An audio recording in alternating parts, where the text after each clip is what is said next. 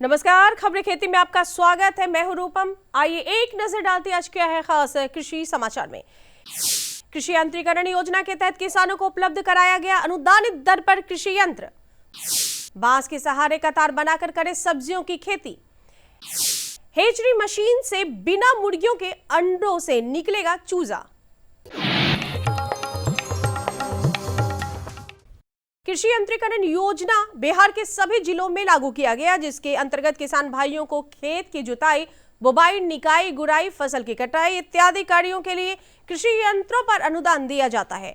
इसी कड़ी में पिछले दिनों वैशाली जिले की कृषि यंत्रीकरण सह प्रदर्शनी मेला का आयोजन किया गया, जिसमें किसानों को अनुदानित दर पर कृषि उपकरण उपलब्ध कराया गया है। खेती में कृषि यंत्रों का उपयोग एक ऐसी मशीन का विकास और इस्तेमाल करना है जो खेती में मानव और पशुओं की ताकत का स्थान ले सके। कृषि उपकरणों एवं मशीनों का इस्तेमाल खेती को बढ़ावा देने और अनाज का उत्पादन बढ़ाने के लिए किया जाता है। सरकार भी खेती में कृषि यंत्र को बढ़ावा देने के लिए लगातार प्रयास कर रही है। इसी सिलसिले में पिछले दिनों सरकार की ओर से अनुदानित दर पर कृषि यंत्र उपलब्ध कराने के लिए वैशाली जिले के अक्षयवट स्टेडियम में कृषि यंत्रीकरण सह प्रदर्शनी मेला का आयोजन किया गया। मेले में जिले के वैसे किसान जिनको अनुदानित दर पर यंत्र क्रय करने के लिए स्वीकृति पत्र प्राप्त हैं, उन्हें 40 से 80% अनुदानित दर पर यंत्र उपलब्ध कराया गया। किसानों को जिन यंत्रों पर क्रय करने के लिए स्वीकृति पत्र निर्गत किया गया है, उनमें electric pump set, super seeder, zero tillage, reaper cum binder, power sprayer आदि शामिल है। इसके अलावा इच्छुक किसान 15 फरवरी तक OFMAS के वेबसाइट पर जाकर ऑनलाइन आवेदन कर सकते हैं। मौजूदा समय में फूलों, सब्जियों और औषधीय पौधों की खेती को नकदी फसल के रूप में माना जाता है। ये किसानों को ज्यादा मुनाफा देती है। इसमें फूलों की खेती हाल के दिनों में किसानों के बीच तेजी से लोकप्रिय हुई है। फूलों की खेती से कई फायदे हैं। इसके लिए कम जमीन की आवश्यकता होती है, जिससे कम जोत वाले किसानों के लिए बेहतर विकल्प बन सकता है। किसान भाई अलग अलग मौसम में भिन्न भिन्न प्रकार के फूलों की खेती भी कर सकते हैं। ग्रीष्मकालीन फूलों की खेती के लिए फरवरी का महीना बिल्कुल माकूल होता है। इस मौसम में ग्लैडियोलस, लिलियम, गुलाब एवं गुलदाउदी के लिए किसान भाई नर्सरी तैयार कर सकते हैं। किसान भाइयों, ऐसी कई तकनीकें हैं जिनके इस्तेमाल से आप खेती से भरपूर लाभ उठा सकते हैं। ऐसी एक तकनीक है बांस के सहारे कतार बनाकर सब्जियों की खेती करना। इस विधि से करेला, लौकी, खीरा, सेम जैसी सब्जियों की सफलतापूर्वक खेती की जा सकती है। इस तकनीक में बांस या तार का जाल बनाकर सब्जियों की बेल को जमीन से ऊपर पहुंचाया जाता है। इस तकनीक से सब्जी उत्पादक किसान काफी हद तक फसल को खराब होने से बचा सकते हैं।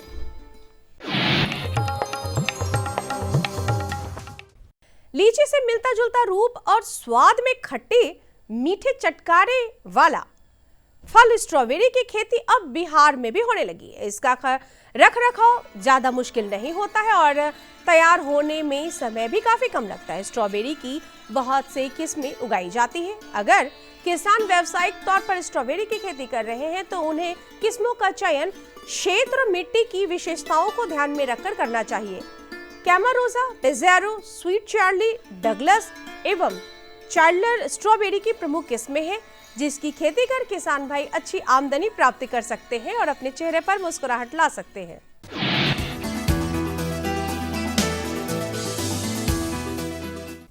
मुर्गी पालक एवं बटेर पालक किसान भाइयों के लिए हेचरी मशीन एक ऐसा उपकरण है जिससे आप अंडे से बिना मुर्गी के मशीन द्वारा चूजा निकाल सकते हैं, वह भी मात्र 15 से 20 दिनों के भीतर। मुर्गी एवं बटेर पालन का व्यवसाय करने वाले किसानों के लिए यह उपकरण कम खर्च में अच्छी आमदनी का स्रोत बन सकता है। अभी तक बिना मुर्गी के अंडे से चूजे निकालना असंभव सा लगता था, लेकिन इंक्यूबेटर यानी हैचरी मशीन से ये काम आसानी से कम समय में हो जाता है। इंक्यूबेटर एक ऑटोमेटिक मशीन है। इसमें 21 दिन तक अंडे सेने के बाद चूजे बाहर आ जाते हैं। इस मशीन में एक बार में 200 अंडे रखे जा सकते हैं। मशीन अपना टेम्परेचर खुद मेंटेन करती है।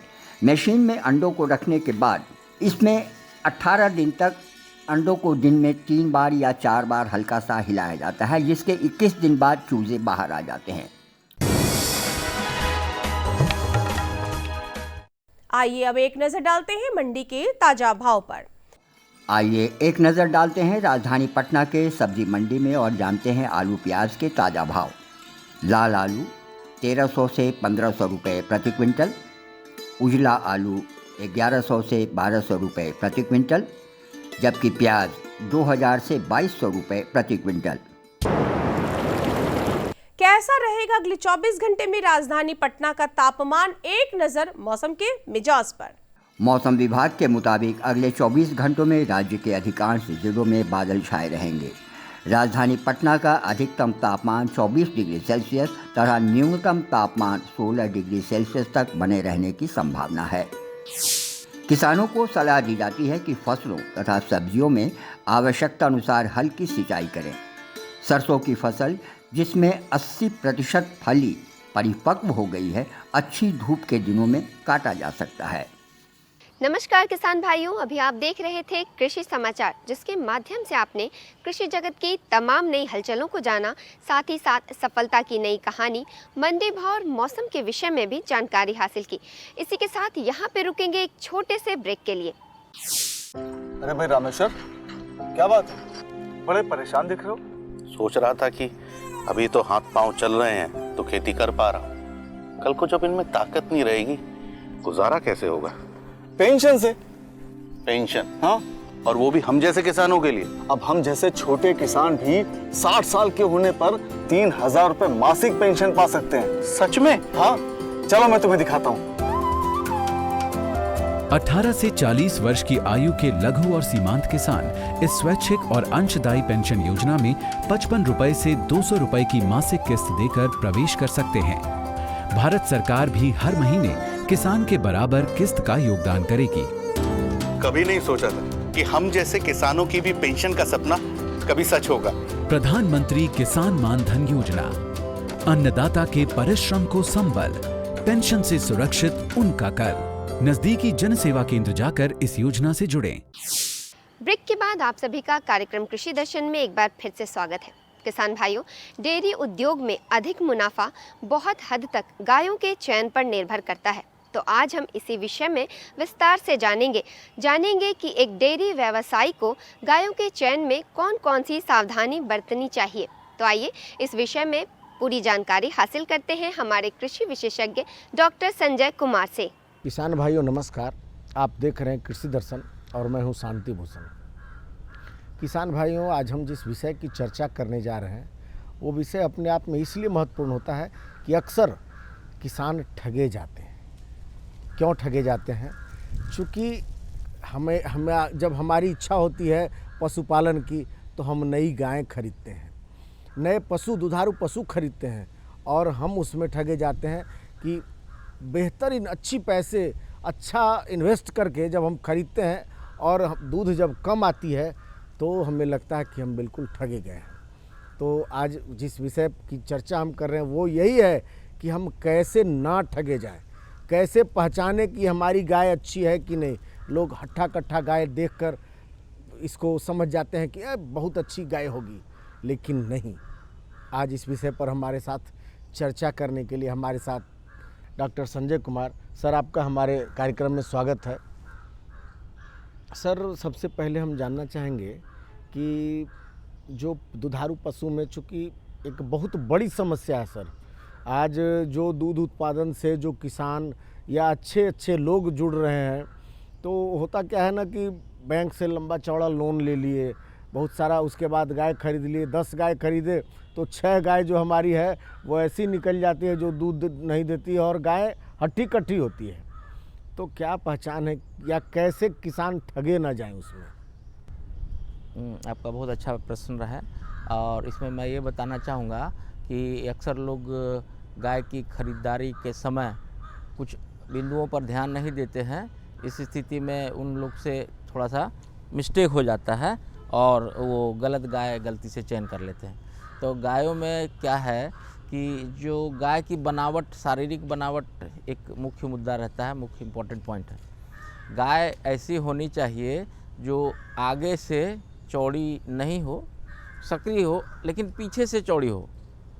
यानी पीछे जो हम लोग जो उसका पुट्ठा पिछला रहता है, पीछे तरफ उठा हुआ 2 बोन जिसको हम लोपिन बोन बोलते हैं, या पीछे से देखेंगे तो मोटे तौर पर यही समझ लीजिए कि पीछे से चौड़ाई उसकी ज़्यादा होना चाहिए और आगे से जो है उसका चौड़ाई कम होनी चाहिए। वैसी गाय जो है दूध अधिक देगी और खाएगी कम। खाने की तुलना में दूध की मात्रा उसमें अधिक होगी, तो इसको अंग्रेजी में वेज शेप कहते हैं, जो आगे से सकरा और पीछे से चौड़ा हो। पहला बिंदु तो हो गया। और इस बिंदु का साधारण लॉजिक ये है कि गाय जो है जब खाती है तो वो आगे मुँह से खाती है, दूध जो देती है वो उसका दूध का जो भी स्ट्रक्चर है वो पीछे तरफ है। तो इसीलिए जो गाय पीछे से चौड़ी होगी और आगे से सक्रिय होगी वो खाएगी कम और दूध देगी ज़्यादा उसी के तुलना में। तो एक पॉइंट तो ये हो गया। दूसरा पॉइंट है नस्ल। अब क्या है कि लोग अक्सर क्या है HF ब्रीड पे चले जाते हैं। हम बिहार के आप वातावरण के अनुसार कह रहे हैं, जहाँ हम लोग अभी हैं, तो वहाँ क्या है लोगों को जो है ये एक मिसकंसेप्शन है कि जो होल्स्टीन फ्रीजियन ब्रीड है, नस्ल है HF नस्ल, जो देखने में बहुत बड़ी होती है और कहा तो जाता है कि बहुत ज़्यादा दूध देती है, लेकिन वो ठंडे प्रदेश की गाय है।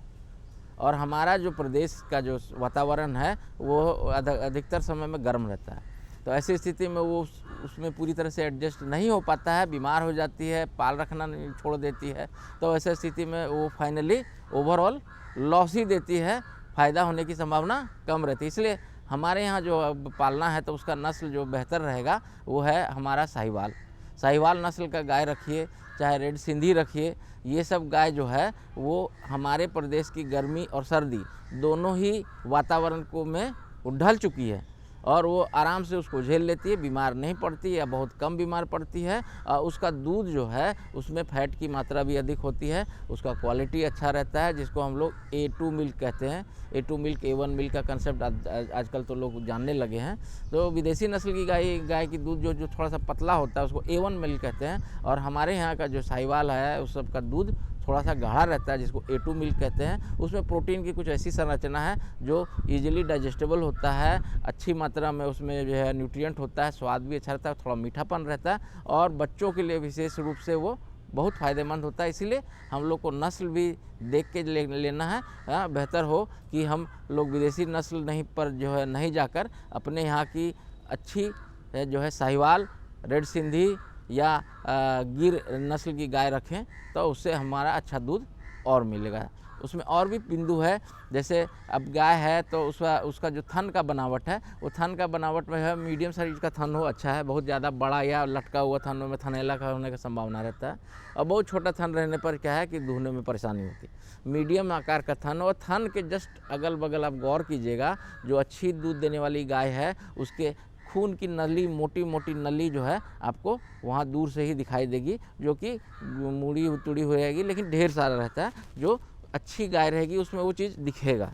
हमारे यहाँ बिहार में जो गोपालन है वो लगभग 80 से 90% के बीच में है, जो लघु सीमांत लोग हैं, जो रोजगार की दृष्टि से, बाकी 10% शौक से कर रहे हैं, लेकिन 90% लगभग लोग जो है रोजगार की दृष्टि से कर रहे हैं। गाय भी हैं, भैंस भी हैं। गायों में तो आपने बड़ी अच्छी चीज़ बताई सर कि आगे से पतली होगी, पीछे से चौड़ी होगी, तो खाएगी कम, दूध देगी ज़्यादा, मतलब इन्वेस्टमेंट कम है, उत्पादन अधिक है। यही चीज़ भैंसों में भी, या उसमें भी नस्ल की बात अगर हम करते हैं, चूँकि भैंस भी हमारे यहाँ काफ़ी भैंस के दूध का भी काफ़ी उत्पादन है, तो सेम कंडीशन उसमें भी होता है या उसमें कुछ अंतर है गाय और भैंसों में? तो लगभग सेम है, लेकिन उसमें क्या है कि नस्ल का बात अगर करेंगे तो हमारे यहाँ सबसे बेहतरीन नस्ल है मुर्रा नस्ल का भैंस।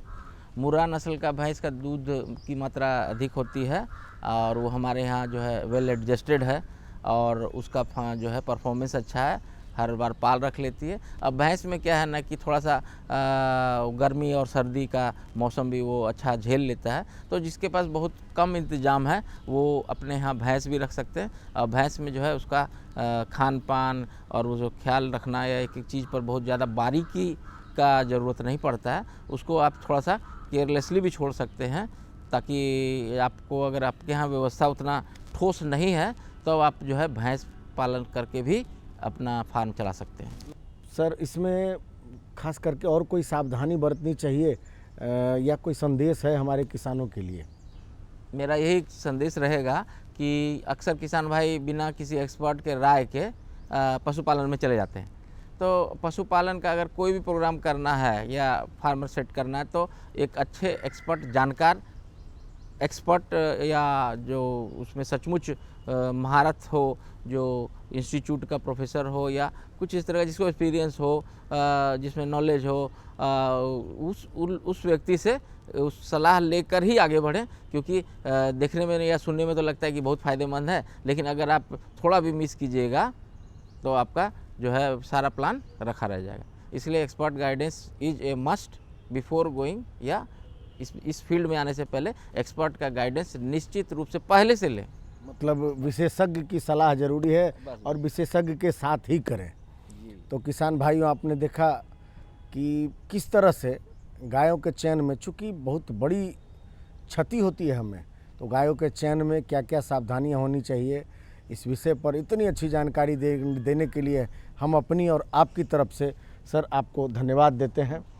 और किसान भाइयों, फिर मिलते हैं एक नए विषय नए विशेषज्ञ के साथ। तब तक के लिए दीजिए हमें इजाज़त। नमस्कार। तो किसान भाइयों, अभी आपने हमारे विशेषज्ञ के माध्यम से जाना कि कैसे डेयरी उद्योग में गायों के चयन में सावधानी बरतनी चाहिए। इसी के साथ बढ़ेंगे कार्यक्रम के अगले भाग में और जानेंगे पशुओं में प्रजनन संबंधी समस्याओं से जुड़ी कुछ अहम बातें। और ये जानकारी देने के लिए हम आपकी मुलाकात कराने जा रहे हैं हमारे कृषि विशेषज्ञ डॉक्टर दुष्यंत यादव जी से। नमस्कार किसान भाइयों, स्वागत है आप सभी का कृषि दर्शन कार्यक्रम में। किसान भाइयों, अभी के समय में पशुओं में प्रजनन संबंधी समस्याएं काफ़ी देखने को मिल रही हैं और आज का जो हमारा विषय है वह इसी पर आधारित है। और इस खास विषय पर बातचीत करने के लिए हमारे साथ मौजूद हैं डॉक्टर दुष्यंत यादव, जो सहायक प्राध्यापक हैं बिहार वेटनरी कॉलेज पटना में। सर, कृषि दर्शन कार्यक्रम में आपका हार्दिक स्वागत है। जैसा कि आज का हमारा विषय है कि पशुओं में प्रजनन संबंधी जो समस्याएं हैं वह किस लिए और कैसे उसको दूर किया जा सकता है एवं उसमें सावधानी क्या बरती जाए, तो इसी पर हम आज बात करेंगे। तो हमारे पशुपालक भाइयों को आप विस्तृत जानकारी इस पर प्रदान करें। तो प्रजनन संबंधी समस्याओं में आपको मैं सबसे पहले बताना चाहूँगा कि सबसे जो बड़ी समस्या है गाय भैंसों में जो आ रही है, एक तो पहला जो समस्या है वो बार बार हीट में आती हैं लेकिन वो गाभिन नहीं होती। आप किसी भी पशुपालक से पूछेंगे तो वो बोलेगा कि नहीं, हीट में आ रही साहब, सीमेन भी कराते हैं लेकिन वो टिकती नहीं है। तो एक तो ये समस्या हो गई। दूसरा समस्या है कि जो खासकर भैंसों में कि कहते हैं कि साहब हीट में ही नहीं आ रही, 1 साल से दूध दिए जा रही है, या कोई गाय भी है बहुत ज़्यादा दूध दे रही थी और कह रहे हैं साहब 1 साल से हीट में ही नहीं आ रही। तो 2 समस्याएं बहुत भयंकर रूप से अभी फैली हुई हैं। इन समस्याओं के निदान के लिए उनको के लिए एक उचित माध्यम, उचित सलाह बहुत ज़रूरी होती है। तो मैं आपको शुरुआत में बताता हूं कि इनके डायग्नोसिस, इसको कैसे हम लोग कम कर सकते हैं। तो सबसे पहला तो जो हम काम करते हैं कि आजकल जो व्यस्ततम समय है उसमें हम अपने पशुओं को टाइम नहीं देते हैं। अगर किसान भाई हमारे पशु पाले हुए हैं तो मेरा सलाह है कि वो कम से कम रोज़ अपने पशु के पास 10 मिनट खड़े हों, सुबह 10 मिनट शाम को। उससे क्या होगा, अगर पशु गर्मी में आ रहा है तो उसके कोई न कोई लक्षण आपको पता चलेंगे और आप उसी समय उनको कृत्रिम गर्भाधान के लिए करवाएंगे। दूसरा ये कि आप पशुओं के जो लोग रखे रहते हैं कि 10 पशु है उनके पास, लेकिन उनके पास किसी का कोई रिकॉर्ड नहीं है। जैसे कह देंगे फलनिया है, ये है, ढमाकी है, और नाम भी नहीं है उनका, नंबरिंग भी नहीं कराते बहुत लोग। तो आपको मैं सलाह देना चाहता हूँ कि आप एक डायरी बनाइए, उस डायरी में सभी पशुओं का रिकॉर्ड रखिए कि कब हीट में आई थी, 21 दिन बाद हीट में आ रही कि नहीं आ रही है, 10 ही दिन में हीट में आ जा रही कि नहीं आ रही है। तो इस तरह से अगर आप रिकॉर्ड रखेंगे तो ये 2 समस्याओं से निदान मिलेगा। अब आते हैं कि जो मेन समस्या है कि बार बार जो हीट में आती है लेकिन गर्भ नहीं ठहरती है जी। तो उस पर मेरा ये किसान भाइयों को ये जो सलाह है कि 3-4 चीज़ें आपको देखनी है। पहला चीज़ कि आपका जो पशु है वो सही टाइम पे हीट में आ रहा है। तो बहुत से पशुपालन को यही नहीं पता कितने दिन में हीट में आती है। गाय भैंस तो पाल लिया लेकिन ये नहीं पता। तो मैं आपको बताता हूँ 21 दिन में अगर जानवर हीट में आ रहा है, 20-21 दिन 22 दिन में, तो समझिए सही टाइम पे आ रहा है। उसका जो निगार गिरता है, उसके अंदर से जो डिस्चार्ज आता है गर्मी के टाइम जो हीट में रहती हैं, वो एकदम क्लियर होना चाहिए, एकदम पानी की तरह, उसमें कोई छीछड़े वगैरह नहीं होने चाहिए। उसके बाद जैसे गायों में होता है कि जैसे हीट में आई तो लोग कहते हैं कि नहीं उसको बुला दीजिए फ़ोन करके, वो सीमन रख के चला जाएगा। ऐसा नहीं करना है, कम से कम 10-15 घंटे उसका वेट करना है। अगर पहला लक्षण आपने देख लिया हीट का और निगार एकदम पतला गिर रहा है तो 10-15 घंटे वेट करके निगार को हल्का मोटा होने दें और 15 घंटे बाद उसको एक बार सीमेंट करवाएं। अगर बार बार नहीं रुक रही है तो दोबारा भी 24 घंटे बाद उसको फिर से सीमेंट रखवाएं। तो ये 2 काम हो गया। कई महीनों में सर ये भी देखा गया है कि इसी आपने जो जिस विषय पर चर्चा की शुरुआत हम लोग किए थे तो इधर देखने में ये भी आ रहा है कि जैसे पशु हीट में आया तो किसान भाई क्या कर रहे हैं कि तत्काल 2 या 3 बार सीमेंट से डलवा करके और उसको सोचते हैं कि ये गाभिन हो जाए, लेकिन पशुओं में गर्भधारण नहीं के बराबर। ये बहुत अच्छा आपने सवाल किया। लोग सोचते हैं कि नहीं एक सीमेंट डोज से नहीं हो रहा है तो 2 डलवा दें, 3 डलवा दें। उससे आप सीमन तो एक वेस्ट कर ही रहे हैं, इतना जो प्रीशियस सीमन है, दूसरा अपना टाइम भी बर्बाद कर रहे हैं। मैं एक कैलकुलेशन आपको बताता हूँ। अगर एक हीट छोड़ देते हैं आप गाय भैंस की तो कम से कम 35 से 40 हज़ार रुपये का घाटा होता है किसान भाइयों को। तो मेरा ये अनुरोध है कि सही जो हीट पहचानने का सही लक्षण जानना चाहिए, उसमें छीछड़े वगैरह नहीं होने चाहिए, और दूसरा सही टाइम पे गर्भाधान कराएं। अगर ज़रूरी पड़े तो 2 बार ज़रूर कराएं सीमन को। तो आपने सही बताया कि 2-3 डोज से कोई फ़ायदा नहीं, 2 बार करवा दीजिए। 12 घंटे 15 घंटे बाद या 24 घंटे बाद फिर से रिपीट करा दीजिए उसके। जैसे मान लीजिए आपने शाम को सीमन रखवाया, कल शाम को भी फिर से सीमन रखवा दीजिए। उससे आप देखेंगे जहाँ 30% का सब्सन रेट है वो कम से कम 55% के पार चला जाएगा। तो ये इस समस्या से रिपीट से आप निदान पा सकते हैं कुछ न कुछ। सीमेंट डलवाने के बाद जो हमारे पशुपालक भाई हैं तो एक ये भी मिथ है या भ्रम है कि अपने पशुओं को करीब 24 घंटा या 3 दिन तक वो खाना पीना नहीं देते हैं। मतलब पानी देंगे, हल्का खाना देंगे, लेकिन जो न्यूट्रिशन होता है उस सबको दूर कर देंगे उससे। तो इसमें सर इसमें क्या हमारे पशुपालक भाई कर सकते हैं खाने पीने में जो सावधानी है? ये सरासर मतलब एक तरह से कहिए कि गलत बात है, क्योंकि न्यूट्रिशन अगर आप नहीं उसको देंगे तो जो उसके अंदर निगेटिव एनर्जी पैदा हो जाएगी। वो निगेटिव एनर्जी ऐसी चीज़ों को प्रोड्यूस करेगा शरीर में जो उसके जो भ्रूण बन रहा है उसके लिए हानिकारक होगा। तो निगेटिव एनर्जी न बनने दें। एक थोड़ा सा सावधानी रख सकते हैं कि बहुत ज़्यादा हाई प्रोटीन डाइट 15-20 दिन ना दें, लेकिन आप उसको भरपूर एनर्जी दें। जैसे दाना जो चोकर वगैरह होता है वो पूरा दाना दें।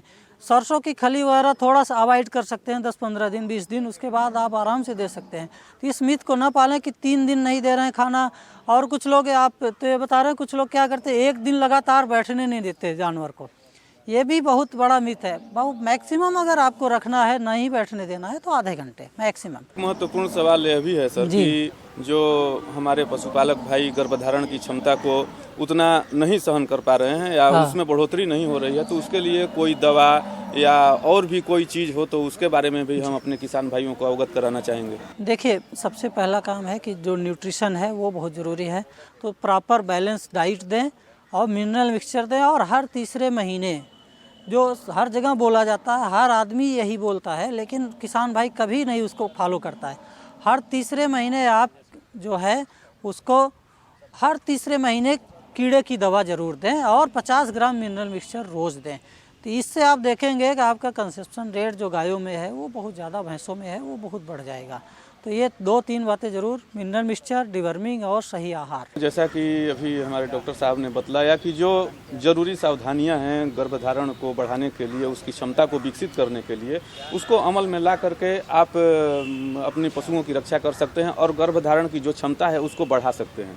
और जो जैसा कि डॉक्टर साहब ने बतलाया तो उस सावधानियों को जेहन में रख करके आप अपनी आर्थिक जो आय है उसको ही बढ़ा सकते हैं। इतनी अच्छी जानकारी देने के लिए डॉक्टर साहब आपका बहुत बहुत धन्यवाद। तो किसान भाइयों, आज के कार्यक्रम में आपने पशुपालन से जुड़ी बहुत ही अहम जानकारियां हासिल की। उम्मीद है ये जानकारियां आपके लिए लाभकारी रही होंगी। तो आज के लिए बस इतना ही। अगले अंक में कृषि की कुछ ऐसी और जानकारियों के साथ हम फिर से हाजिर होंगे।